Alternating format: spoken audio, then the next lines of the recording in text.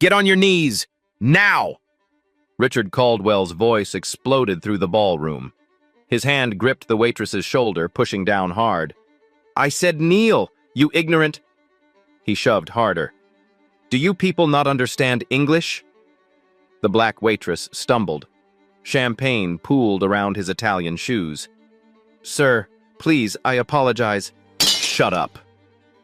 Richard snapped his fingers in her face. You work for me. 50,000 I paid tonight. You're nothing.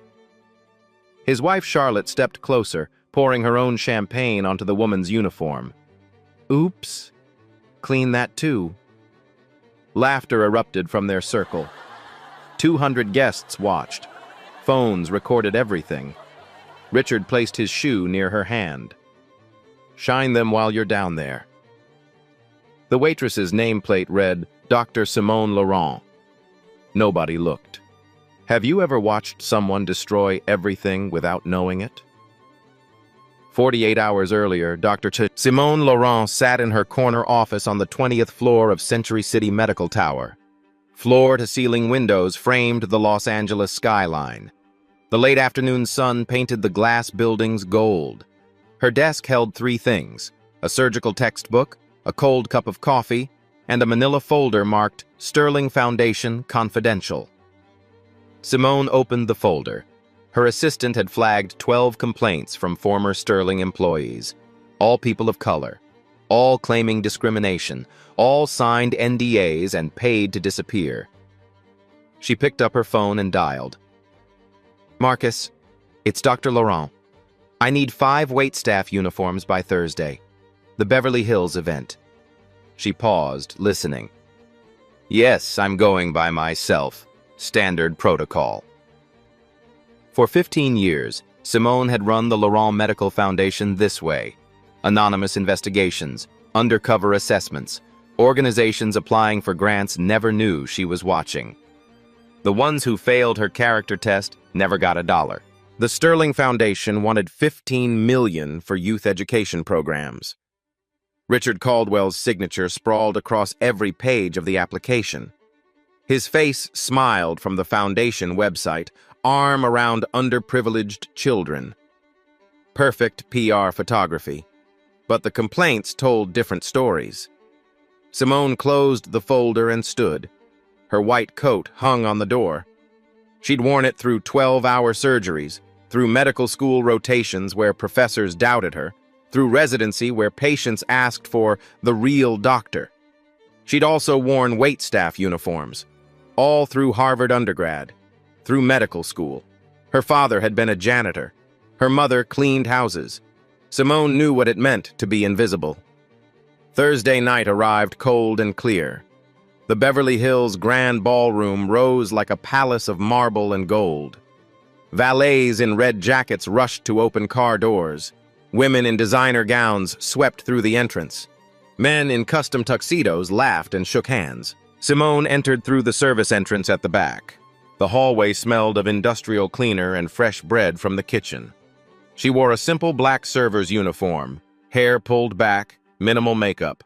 A small body camera was pinned inside her collar, perfectly legal under California's single-party consent law. The device was already recording. Inside the ballroom, crystal chandeliers hung like frozen waterfalls. Round tables draped in white linen filled the space. Each centerpiece cost more than most people's monthly rent. The air buzzed with wealth and self-importance.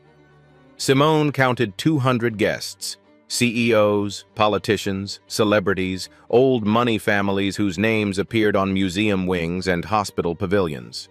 She recognized a city councilman, a federal judge, the district attorney, Monica Reeves, in a midnight blue gown. She picked up a champagne tray and began circulating. For 90 minutes, she watched. Richard Caldwell held court near the center of the room. 60 years old, silver hair perfectly styled, a tan that screamed private yacht.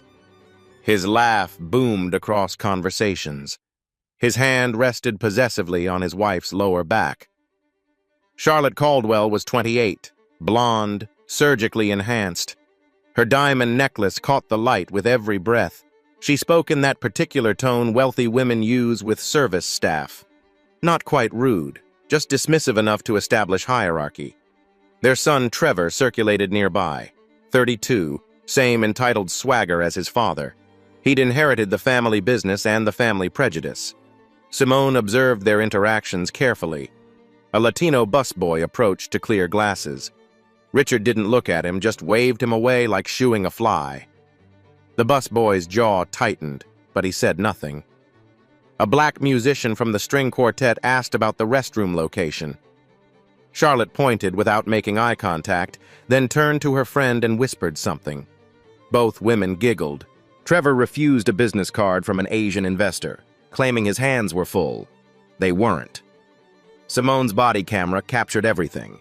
She also noticed James Patterson, a security guard stationed near the entrance. Mid-40s, black, former military bearing.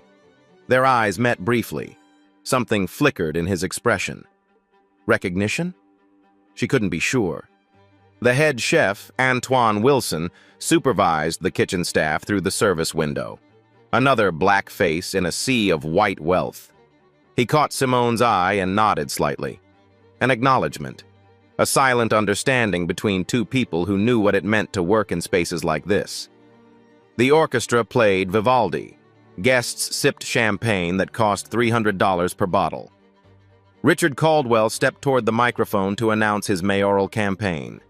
Simone positioned herself near his table. She was ready. Everything that happened next, she would document with scientific precision. The orchestra finished its piece. Applause rippled through the ballroom. Richard Caldwell raised his champagne glass, basking in the attention. Simone moved through the crowd with her tray. 12 crystal flutes balanced perfectly. She'd done this job 1,000 times in college. Muscle memory kept her hands steady. Charlotte Caldwell turned sharply, laughing at something a friend said. Her elbow connected with Simone's tray. Hard. The tray tilted. Champagne arced through the air in golden streams. It splashed across Richard's shoes, his pants cuffs, pooling on the pristine marble floor. The room seemed to inhale all at once.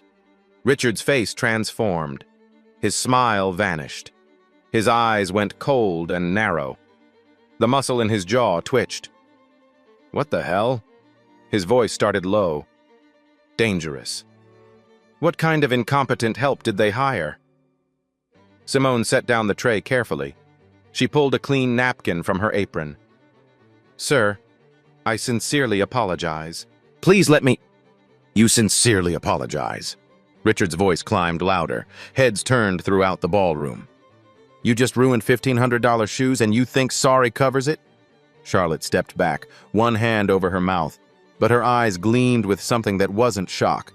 It was anticipation. Sir, it was an accident. Simone kept her voice level, professional. I take full responsibility. I'll clean this immediately. An accident. Richard laughed. The sound held no humor. That's what you people always say, always making excuses. The words "you people" hung in the air like smoke. Conversations around them died. A woman in a red dress froze with her fork halfway to her mouth. A man set down his wine glass carefully, as if any sudden movement might shatter something. What ghetto did they pull you from? Richard stepped closer. His cologne was expensive and overwhelming. Can't even carry a tray without screwing up. Simone's body camera captured his face. Every sneer, every contemptuous expression. I apologize again, sir. If you'll allow me to get proper cleaning supplies, get on your knees! The command cracked through the ballroom like a gunshot. Simone looked up at him. Sir? You heard me. Richard's finger pointed at the floor, at the puddle of champagne, at his stained shoes. Get on your knees and clean this mess up properly. Show some respect for where you are. A gasp came from somewhere to the left. An older woman clutched her pearls, literally. Mr. Caldwell, I'll be happy to clean this, but nothing. He snapped his fingers. Once. twice. The sound is sharp as slaps. Do you people not understand basic commands? Or do I need to speak slower? Trevor Caldwell pushed through the crowd. He wore the same expensive suit as his father, the same cruel smile. Problem, Dad? This woman seems to think she's too good to do her job. Typical. Trevor circled around Simone like a shark. They always have an attitude. Think the world owes them something. Charlotte joined them, forming a triangle around Simone. She sipped her champagne, watching over the rim of her glass. Richard, darling, she's probably never been to an event like this before. Doesn't understand how things work. The words cut deeper than shouting would have. Simone stood perfectly still. Her heart rate stayed steady. Years of surgical training had taught her to remain calm when everyone else panicked. She was aware of the live stream camera mounted on the far wall. The red light blinked steadily. I understand perfectly, ma'am. Simone met Charlotte's eyes. I'm here to serve guests professionally. I'll clean this properly with appropriate materials. You'll clean it now. Richard's hand shot out. He gripped Simone's shoulder. His fingers dug in hard enough to bruise. On your knees. I'm not asking again. He pushed down, his strength and weight behind it. Simone's knees bent, not from weakness, from calculation. She lowered herself slowly, maintaining eye contact with the live stream camera. Every second documented, every witness recorded. The marble floor was cold and hard beneath her knees. Richard's satisfied smirk spread across his face. He looked around the ballroom, making sure everyone watched. Sometimes you need to remind people about standards, about respect, about knowing their place. He lifted his foot, placed it near Simone's hand, close enough that the champagne on his shoe dripped onto her fingers. Shine them while you're down there. Someone in the crowd made a strangled sound, disgust or shock or both. But no one moved. No one spoke up. 200 people watched in silence. James Patterson, the security guard, took a step forward. His hand went to his radio, but then his supervisor shot him a warning glare. James froze, jaw clenched so tight the muscles stood out. Rebecca Brooks, a journalist from the Society pages, had her phone out. Recording. Her face was carefully neutral, but her fingers white-knuckled around the device. District Attorney Monica Reeves stood 20 feet away. Her champagne glass paused halfway to her lips. Her legal mind clearly working through what she was witnessing. But she didn't intervene. Not yet. Richard addressed the crowd like he was giving a speech. His voice carried across the silent ballroom. This is what's wrong with our society. Entitled people thinking they deserve positions they haven't earned. Thinking they don't need to work their way up like the rest of us. He gestured broadly, performing now. I built my empire with hard work. Discipline. Not handouts. Not diversity quotas. Actual merit. Charlotte nodded along. She should be grateful for the opportunity to work at an event like this. To learn from successful people. Trevor circulated through the nearby guests, playing to the crowd. Dad's just keeping it real. Teaching life lessons. Someone has to. A few people laughed. Nervous, uncomfortable laughter. Others looked away. Some edged toward the exits. But most stayed. Watching. Silent witnesses. Simone remained kneeling. She counted the seconds. 15. 20. 30. Her body camera recorded Richard's face above her. The contempt. The satisfaction. The casual cruelty of someone who'd never faced consequences. 45 seconds on her knees. Richard finally waved his hand dismissively. Get out of my sight. You're fired. Don't expect payment either. You're lucky I don't sue you for property damage. Simone rose slowly, gracefully. She picked up the serving tray. Her uniform was wet with champagne. Her knees ached from the hard marble. Send someone qualified next time, Richard called after her, his voice dripping with disdain. Someone who actually knows how to serve properly. Someone who understands their role. The crowd parted as Simone walked toward the service exit. Every step is measured. Every movement was controlled. She could feel 200 pairs of eyes on her back. Behind her, Richard returned to his champagne and his conversation, already forgetting her, already moving on. The event coordinator rushed over, a thin woman with panic in her eyes. "Ma'am, I'm so sorry. Mr. Caldwell insisted." "It's not your fault." Simone's voice remained steady. "He wants you to leave immediately. I'll make sure you're paid for your time." "That won't be necessary." Simone reached the service hallway. The door swung shut behind her, muffling the orchestra music and the buzz of conversation. She took 3 steps toward the exit. Trevor Caldwell blocked her path. He wasn't smiling anymore. His face held something harder, meaner. "Not so fast." Simone stopped.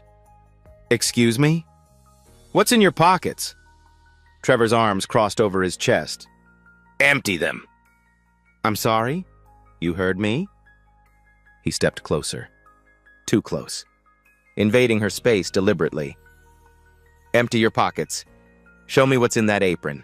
Can't be too careful with thieves." The word landed like a slap. "I haven't taken anything." Simone kept her voice level. "I'd like to leave now." "You'll leave when I say you can leave." Trevor pulled out his phone. "Dad, back here!" Richard's footsteps echoed down the marble hallway. Charlotte followed, heels clicking. Both still held champagne glasses. Richard's eyes lit up when he saw the scene, like he'd found a new game to play. "What's wrong, son?" "She's trying to leave. I think we should check her pockets first. You know how these people are." Richard nodded slowly, a snake evaluating prey. "Good thinking. These types always steal. It's in their nature." He raised his voice. "Security! I need security back here now!" 3 guards appeared, James Patterson among them, face carefully blank. "This woman needs to be searched before she leaves," Richard announced. "I have reason to believe she's stolen property." Simone looked directly at James. Their eyes met. She saw the conflict there, the disgust with what he was witnessing, but also the fear, the knowledge that speaking up meant losing his job. "Sir," James said carefully, Maybe you should do your job," Richard cut him off. "Or you can join her in the unemployment line." James's jaw tightened, but he stayed silent. Trevor stepped forward and grabbed Simone's small server purse. His hand yanked the strap hard. "Let's see what we have here." "You have no legal authority to search my belongings." Simone's voice stayed calm. "This is assault." "Assault?" Trevor laughed. He pulled harder. The strap cut into Simone's shoulder. "This is private property. We have every right." Richard moved closer. His breath smelled of champagne and arrogance. "You're on my property. At my event. I make the rules here." Charlotte circled behind Simone, blocking retreat. Her diamond bracelet clinked. "Just let them look, unless you're hiding something." "I have nothing to hide, but this is illegal." "Illegal?" Richard's laugh boomed. "You want to talk illegal? You assaulted me with that champagne, destroyed my $1,500 shoes. That's assault and battery." Trevor dumped the purse contents onto a service table, items scattered across white linen. A phone, driver's license, lip balm, keys. A card holder with embossed lettering. Trevor pawed through everything. He grabbed the card holder, flipped it open without really looking. Business cards spilled out, cream-colored, professional. Dr. Simone Laurent, M.D., printed in elegant script. Trevor glanced at one card, tossed it back. His brain didn't register what his eyes saw. Nothing but junk. Richard spotted Simone's phone. The screen glowed. A recording app showed time counting. "Is that camera on?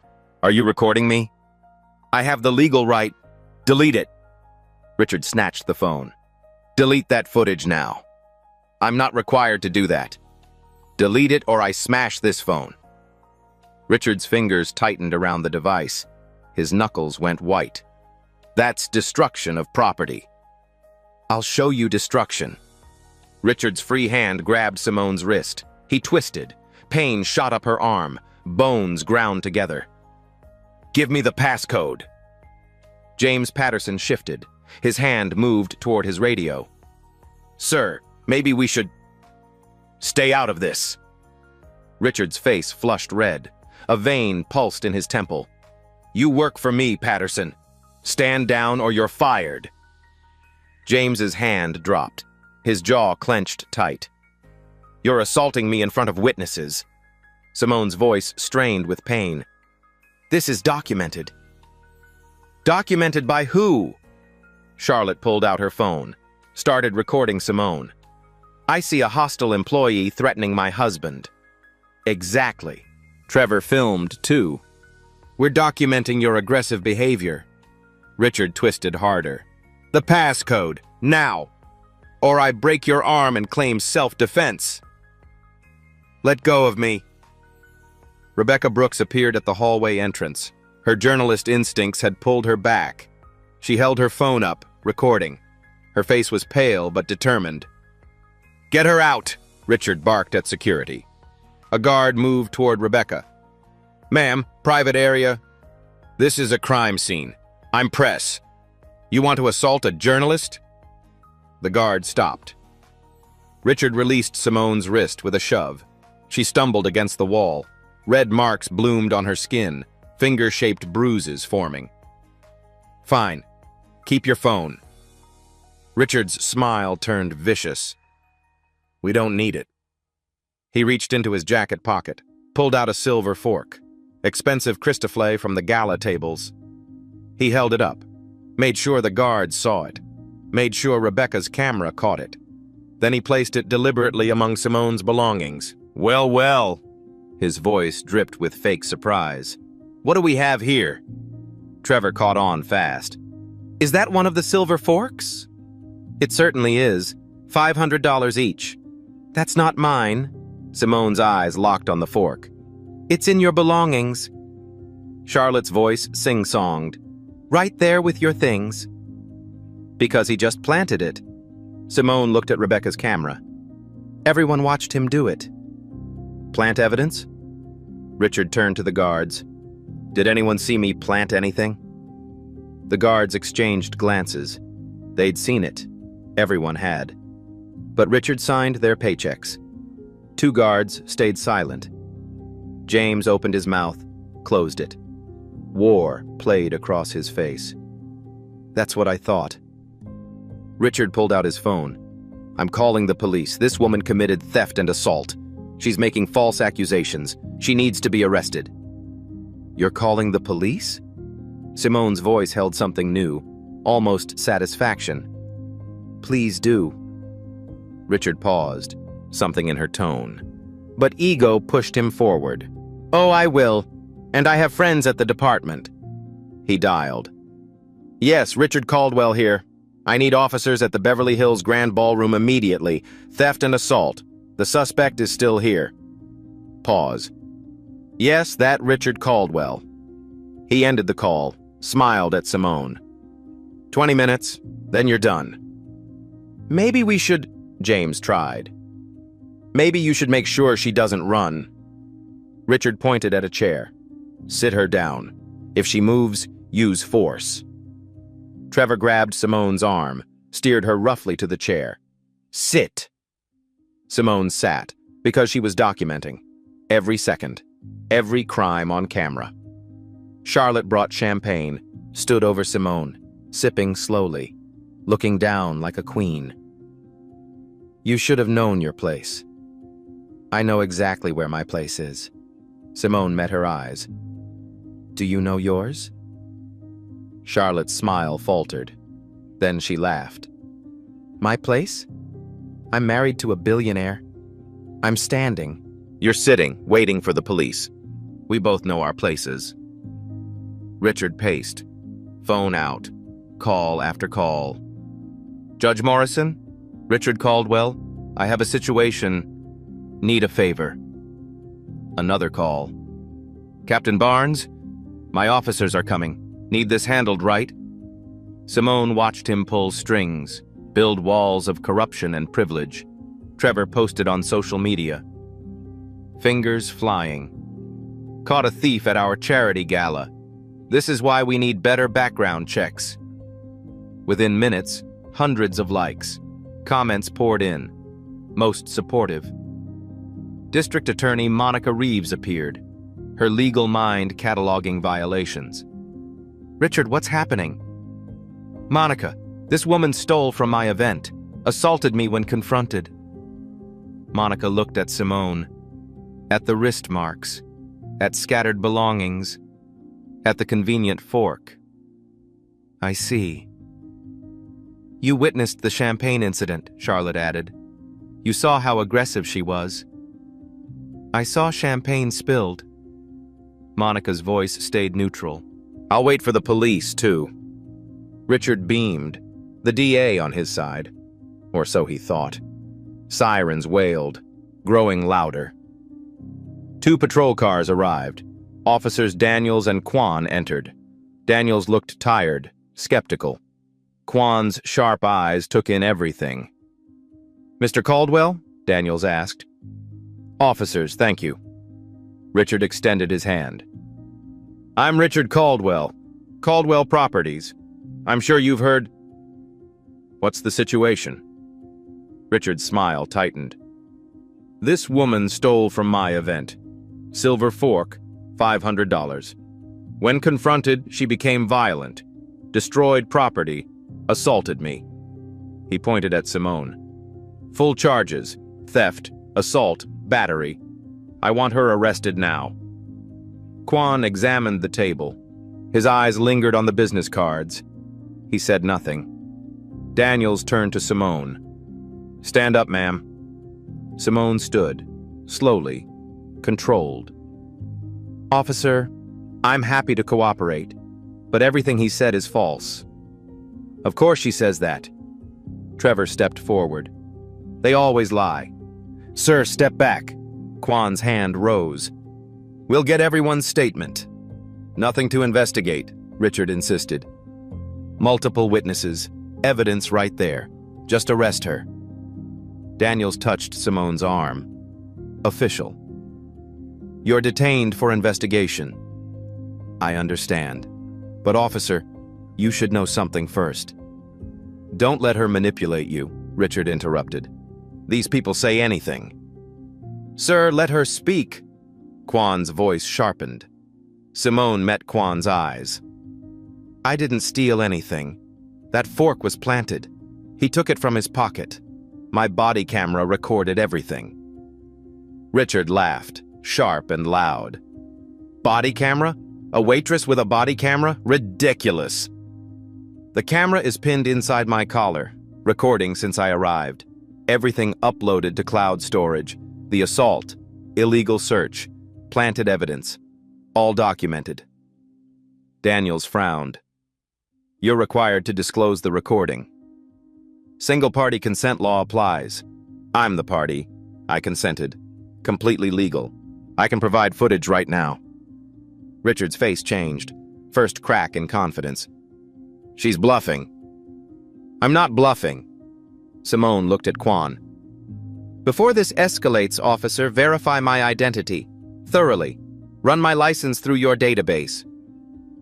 What does identity have to do? Trevor started. Everything. Kwan pulled out his tablet. License? Simone gestured. There. California driver's license. Kwan picked it up, scanned, tapped his tablet, waited for database loading. His expression changed. Subtle, but definite. What is it?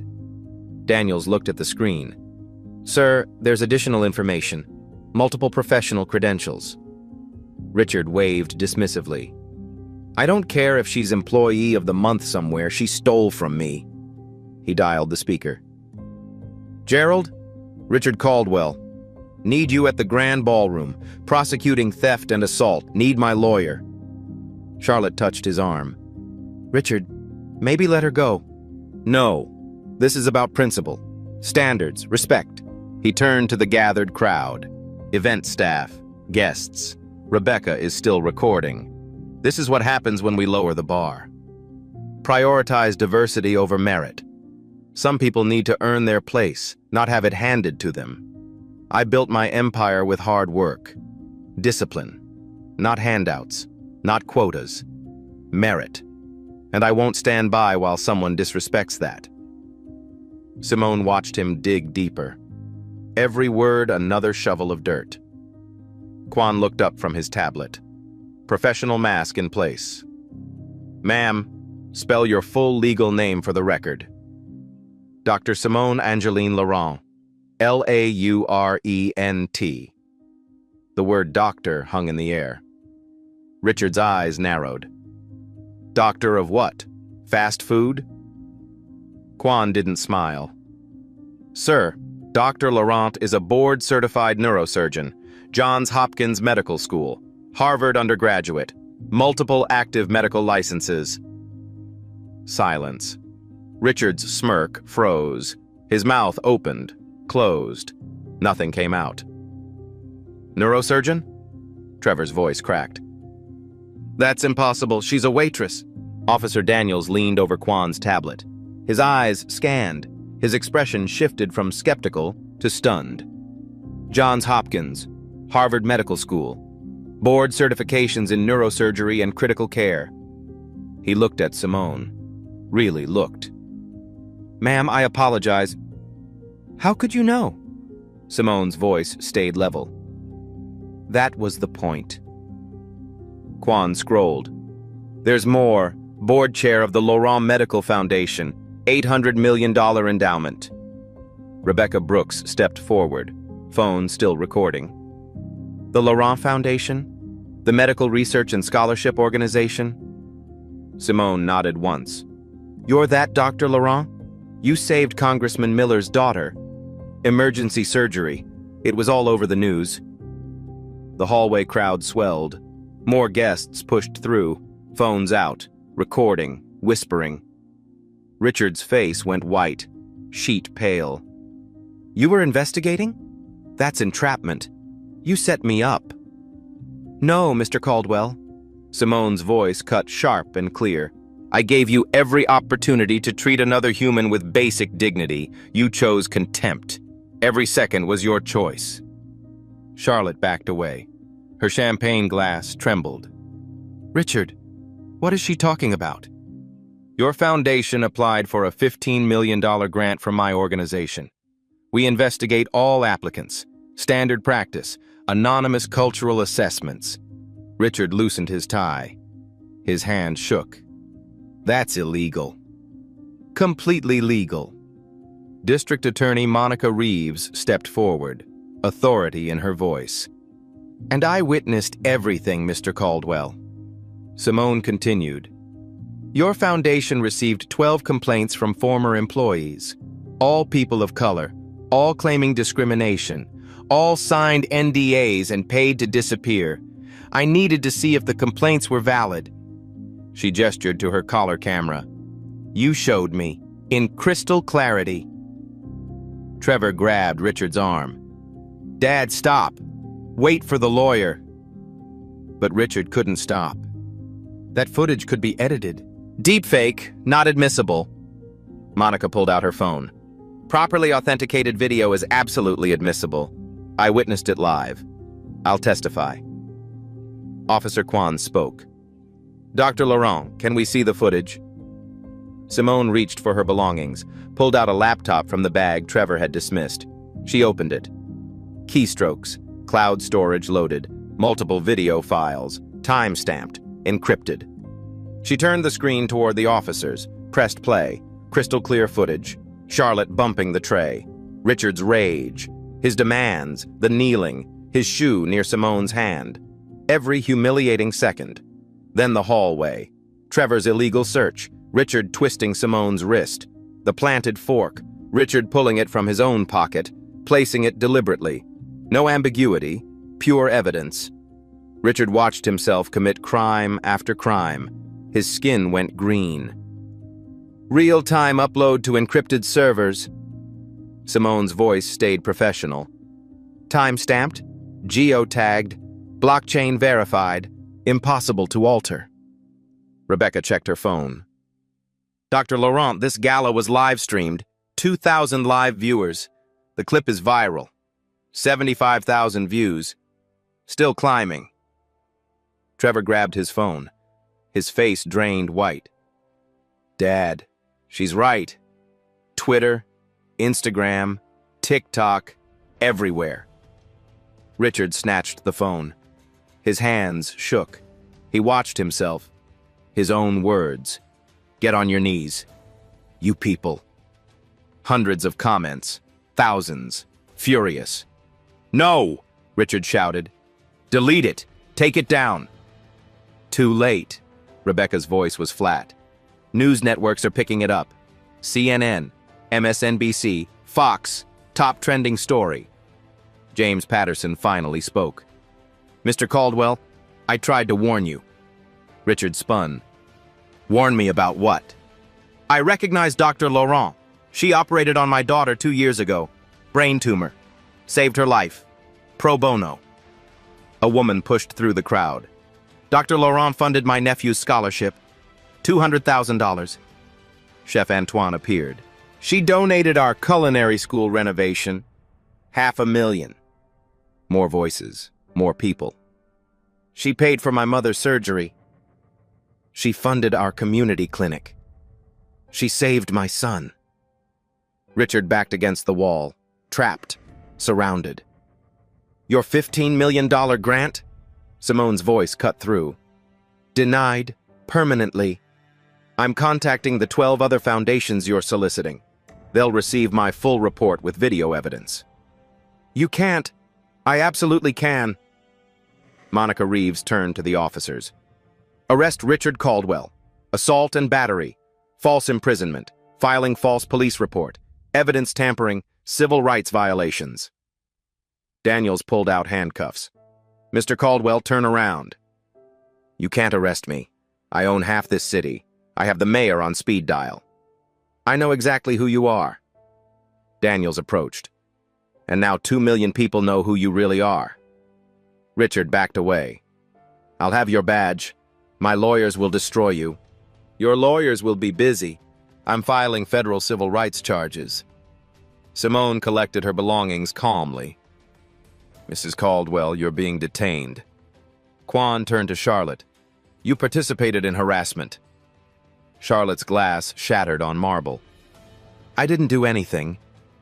You poured champagne on Dr. Laurent. That's assault. Mr. Caldwell Jr., you're detained too. Quan blocked Trevor's retreat.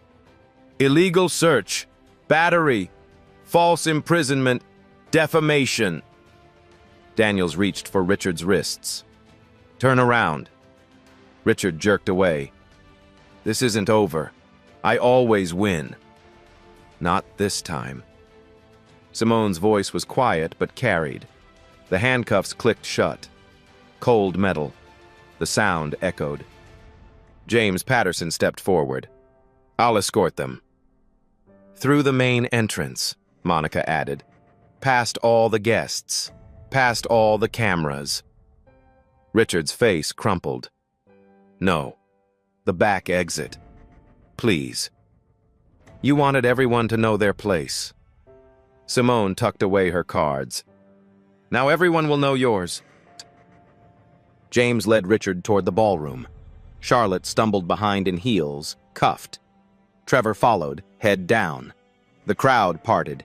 200 people watching. Camera flashes exploded. Phones held high. Richard's last words. This isn't over. Simone's quiet response. Yes, it is. The LAPD West Bureau booking room smelled of disinfectant and stale coffee. Fluorescent lights hummed overhead. Richard Caldwell stood against the height measurement wall, his tuxedo wrinkled, his bow tie hung loose. The camera flashed. His mugshot captured everything. Face pale, eyes wide with disbelief, mouth set in angry denial. Charlotte's photo came next. Mascara streaked down her cheeks, diamond necklace confiscated. She looked smaller, diminished. Trevor stared at the floor, refused to look at the camera. The officer told him 3 times to lift his chin. Richard demanded his phone call. "I need my lawyer, my judge friends, the police chief. This is unlawful detention." The booking officer didn't look up. "You'll get your call. Wait your turn." "Do you know who I am?" "Yes, sir. We all know now." She gestured to a TV in the corner. CNN played on mute. Richard's face filled the screen. The chyron read, "Billionaire arrested after viral racist abuse video." Richard went white. Charlotte broke down in the holding cell. Her sobs echoed off concrete. "Richard, what have you done? Our reputation, our friends, everything." Trevor scrolled through social media. His hands shook. "Dad, it's everywhere." Within 1 hour, Billionaire kneeling trended worldwide. The video hit 2 million views, then 3 million. The number kept climbing, news headlines everywhere. Billionaire forces doctor to kneel. Neurosurgeon humiliated by mogul. Hidden camera captures shocking racism. Cable news ran split screens. Richard's booking photo. Dr. Laurent's professional headshot. Harvard. Johns Hopkins. 800 million foundation. Awards, lives saved. Lives. The contrast was devastating. Caldwell Properties stock dropped 8% at opening. Trading halted twice for volatility. Investors dumped shares. The board called emergency meetings. By noon, 3 major investors demanded Richard's removal. By close of business, the entire board voted. Richard Caldwell was suspended as CEO. Trevor was placed on administrative leave. His nameplate was removed. Keycard deactivated. Security escorted him out. The company spokesperson read a statement. Her voice shook. "Caldwell Properties does not condone discrimination. We are conducting a full investigation." Reporters shouted questions. She fled inside.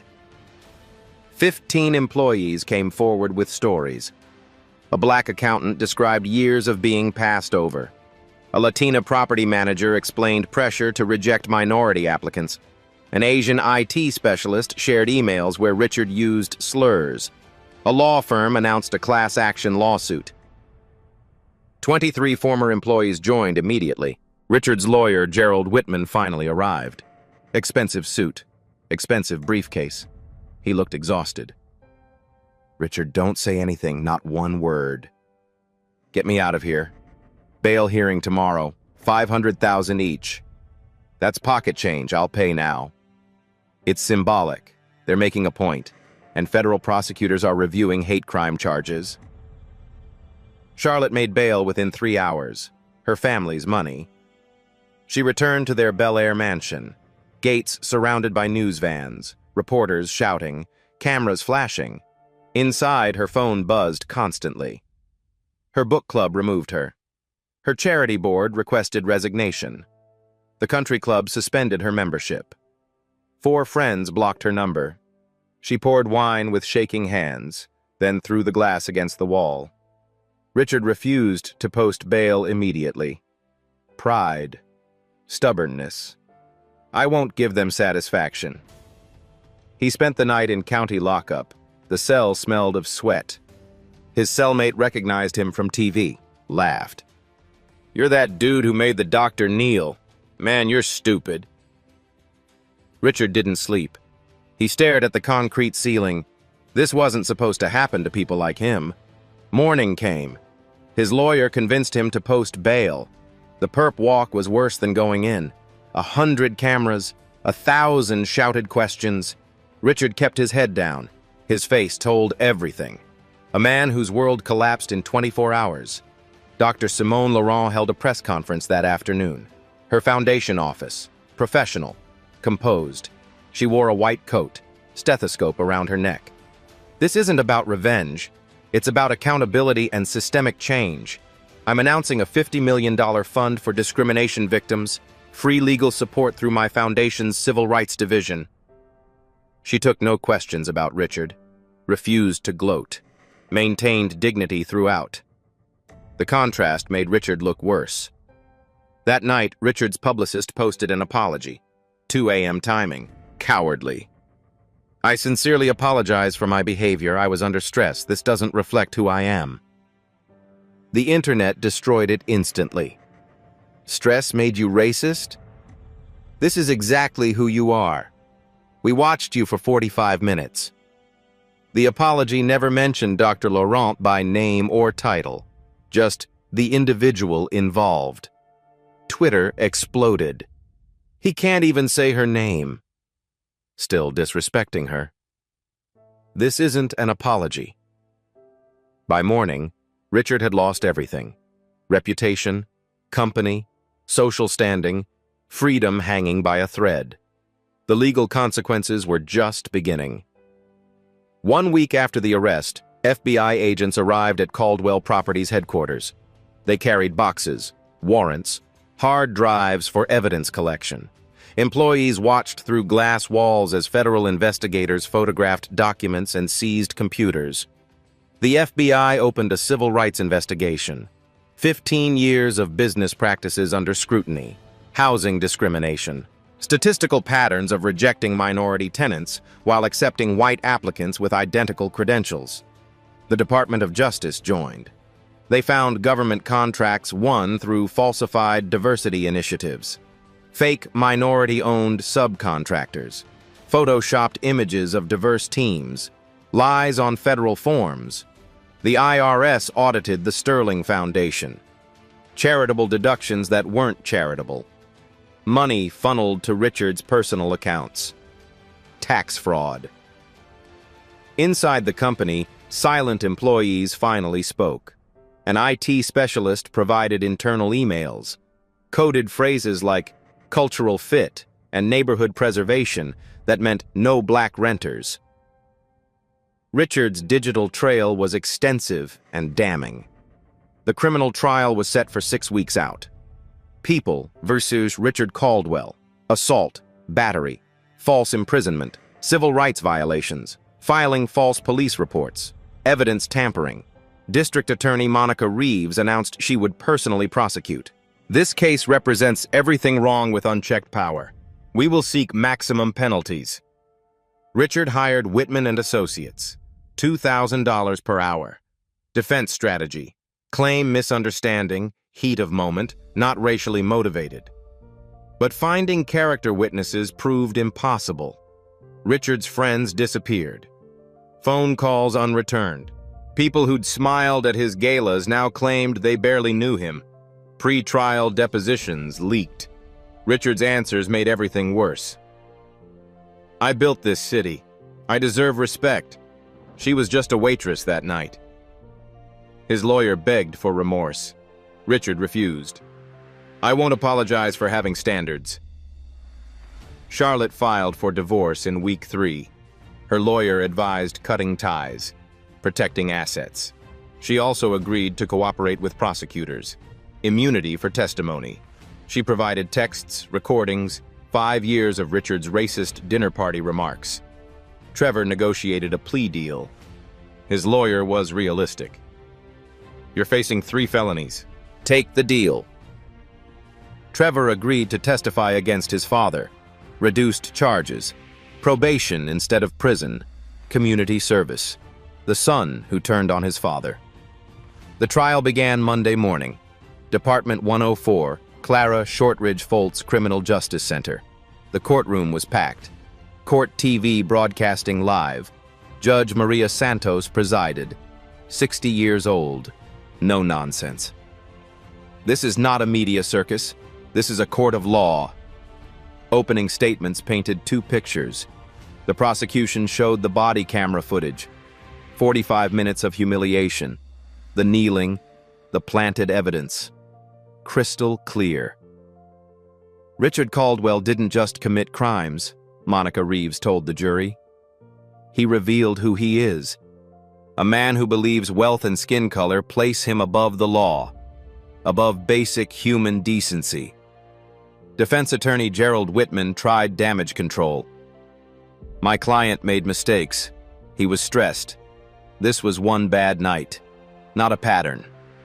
The jury's faces showed they weren't buying it. Laurent testified first. Navy suit, professional, composed. She answered questions clearly, precisely. Why did you kneel when he ordered you? Because I knew the camera was recording. Allowing him to reveal his character would provide undeniable evidence. Cross-examination tried painting her as a provocateur. You intentionally placed yourself there. I investigated a grant applicant. Standard practice. Mr. Caldwell's actions were entirely his choice. They couldn't shake her. Too prepared. Too credible. 8 former employees testified. Each added weight. A black executive passed over 11 times.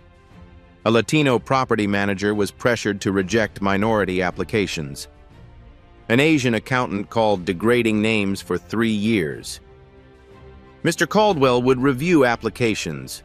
When he saw ethnic names, he'd say, "Find a reason to reject this." Every time.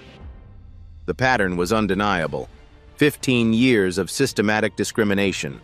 Charlotte took the stand on day 4. She'd lost weight. Clothes hung loose. She looked older, tired, scared. She testified against Richard. Private dinners where he joked about keeping neighborhoods white. Text messages celebrating blocked affordable housing. Voice memos strategizing about maintaining property values by excluding minorities. Defense tried discrediting her. You're bitter about the divorce. I'm ashamed I stayed silent for so long. The prosecution presented the body camera footage 3 times. Each time, jurors' faces showed disgust. They presented internal emails, statistical analysis showing discrimination patterns, expert testimony from housing economists, recorded phone calls of Richard influencing judges. The defense called Richard to the stand. Desperate move. Gerald Whitman tried controlling the narrative. Richard couldn't help himself. Do you regret your actions? I regret that it was filmed. Silence in the courtroom. Even his lawyer looked sick. You regret being filmed? Not the actions? I regret how it looks. Monica Reeves's cross-examination was surgical. Mr. Caldwell, you said you people. What did you mean? Service workers. Not black people. No. But you only used that phrase addressing Dr. Laurent, a black woman, never to white servers that night.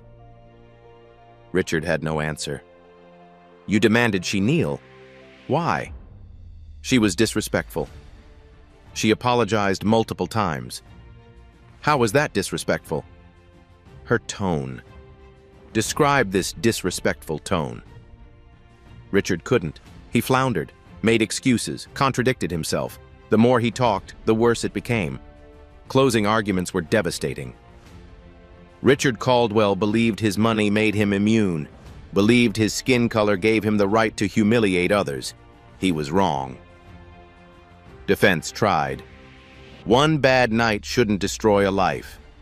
But the jury had seen 15 years of bad nights. They deliberated for 4 hours. Quick. On the charge of assault, how do you find? Guilty. Battery? Guilty. False imprisonment? Guilty. Each verdict hit like a hammer. Richard's face went gray. All 6 charges. Complete conviction. Sentencing came 1 week later. Judge Santos allowed victim impact statements. Dr. Laurent spoke. This isn't about me. I have resources to fight back. This is about every person of color who experiences this daily with no recourse. 12 former employees spoke about destroyed careers, mental health impacts, financial devastation. James Patterson spoke. I watched evil happen and almost stayed silent. This verdict tells me speaking up matters. Judge Santos's statement was firm. Mr. Caldwell, you used wealth and power to dehumanize others. You showed no remorse. You attempted to corrupt justice. Your actions were habitual, calculated, and cruel.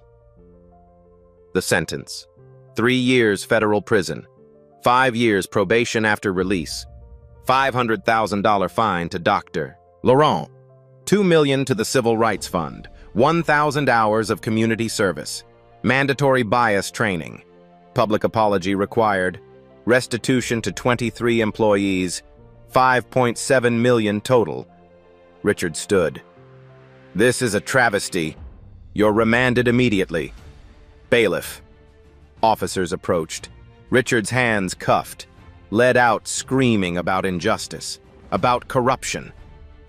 Nobody believed him. The civil lawsuit followed. Dr. Laurent sued for $15 million. Emotional distress, civil rights violations. The jury awarded everything. She donated it all. Scholarships for students of color. The class action suit settled. $47 million. Caldwell Properties was forced into federal monitoring for 10 years. The company eventually sold. Richard lost control completely. His empire crumbled.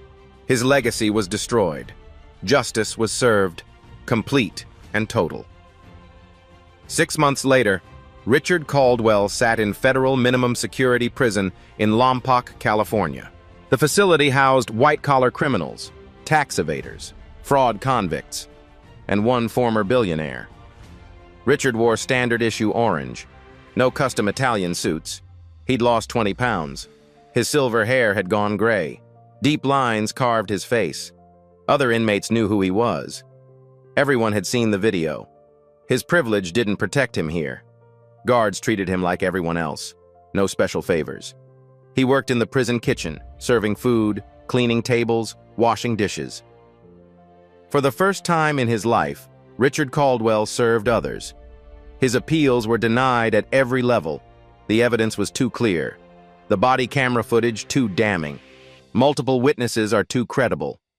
He'd lost $1.2 billion. Business value evaporated. Legal fees consumed millions. Settlements drained accounts. His empire sold piece by piece. Charlotte divorced him, took her settlement and moved to Europe. She funded a women's shelter anonymously. Attempting amends, she never spoke to Richard again. Trevor completed probation and community service. He worked for nonprofit housing now, helping families find affordable homes. He spoke at schools about privilege and prejudice. His redemption path was long, but he was walking it. Dr. Simone Laurent's foundation grew to $1.2 billion. Donations flooded in after the story broke. People wanted to support her mission, her courage, her dignified pursuit of justice. She launched the Undercover Justice Initiative. Investigators tested organizations for discrimination before awarding grants. 47 organizations investigated. 12 lost funding for discriminatory practices. Simone continued her medical practice, still performed surgeries, still saved lives, especially for underserved communities. She hadn't changed. The world's perception had changed. She guest lectured at universities. Power, dignity, and strategic justice. Standing room only at every event. Students hung on every word. She published a memoir. Kneeling Up became an instant bestseller. All proceeds went to civil rights organizations. The book told her story and the stories of countless others who faced daily humiliation. The societal impact rippled outward. 15 states passed laws protecting service workers from abuse. Body cameras became standard for philanthropic investigators. The Caldwell case was cited in 67 discrimination lawsuits. Corporate America took notice. Genuine bias training replaced checkbox exercises. Fear of becoming the next Caldwell motivated real change. Harvard Business School created a case study. The Caldwell Collapse: How Bigotry Destroys Value. The hashtag Billionaire. Kneeling evolved into the Dignity for All movement. Service workers shared stories, 10,000 testimonials and counting. The restaurant industry adopted customer behavior standards. The right to refuse service expanded to workers refusing abuse. James Patterson got promoted. He started a training program. Ethical security in unjust moments, teaching guards to intervene when witnessing discrimination. His daughter, whose life Simone saved, graduated college. She became a civil rights lawyer. The grand ballroom incident was taught worldwide. Sociology classes, ethics courses, business schools. The video had 200 million views globally. Simone became Time Person of the Year. The Doctor Who Wouldn't Kneel. An annual Laurent Award was established for individuals who fight injustice creatively. The Caldwell name became synonymous with karmic justice. He pulled a Caldwell, entered common language. 1 year after the incident, Simone sat for an interview. The journalist asked about that night. "I didn't kneel because I was weak," Simone said. Her voice is calm, certain. "I knelt because I knew the camera was watching. I understood his cruelty would expose itself if I gave him rope." She leaned forward. "This was never about me winning. It's about every person who can't fight back getting hope, getting proof that justice is possible. Dignity cannot be taken, only temporarily obscured. Truth eventually restores it.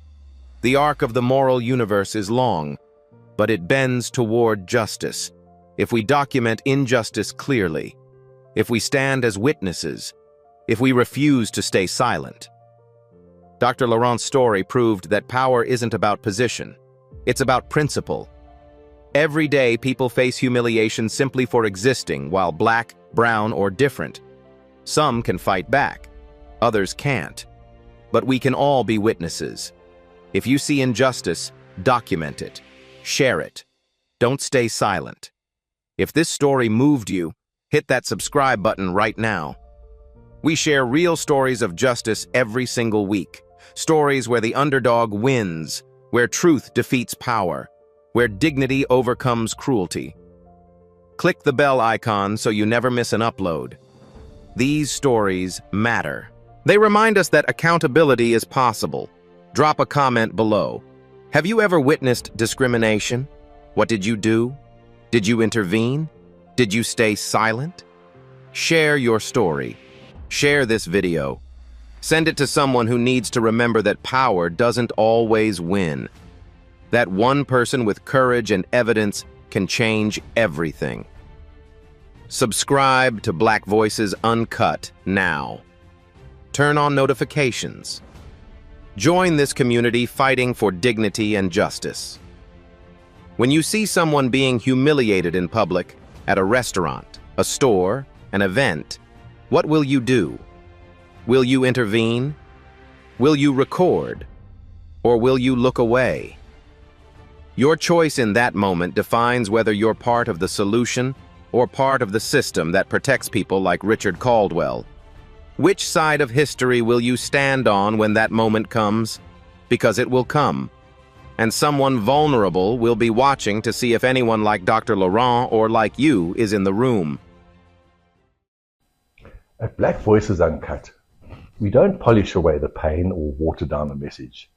We tell it like it is because the truth deserves nothing less. If today's story spoke to you, click like, join the conversation in the comments, and subscribe so you'll be here for the next Uncut Voice.